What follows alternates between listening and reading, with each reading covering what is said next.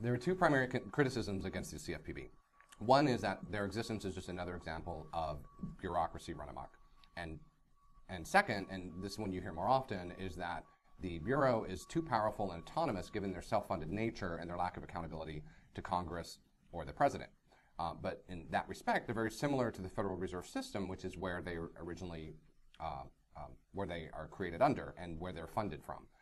So with respect to the Fed, who sets monetary policy, the setting of that monetary policy is independent of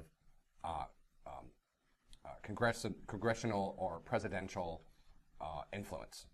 And so the CFPB was created with that same way of thinking. Between 2011 and 2016, the CFPB returned approximately $12 billion back to consumers through enforcement actions against financial services companies.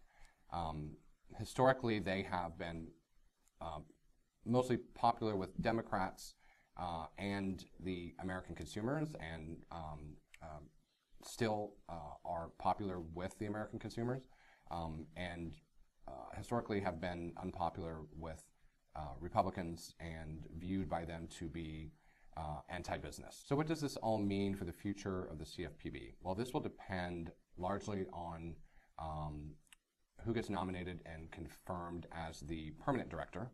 I personally don't think Mulvaney would make it through a Senate confirmation hearing, given his history of criticism against the CFPB. He's been a very vocal critic, and steps he's taken to date, such as appointment of political staffers into key CFPB roles, will certainly weigh into any debate with respect to a confirmation. The CFPB is still popular with American consumers, and any changes in direction or perceived changes in direction of its original mission, I think, will be politicized in the upcoming midterm elections. Hopefully a middle ground can be reached, and the Bureau can continue on its original mission, even with some slight alterations to how it operates. I don't think the CFPB at its core is anti-business, but simply pro-consumer. I think it can be both pro-consumer and pro-business, or at least business neutral, and still be effective. Despite what happens with the CFPB, the laws which it enforces are still in place. So those laws still apply. All of the financial institutions who are under the purview of those laws still need to adhere to legal and obligations with respect to how they treat consumers as part of their financial transactions.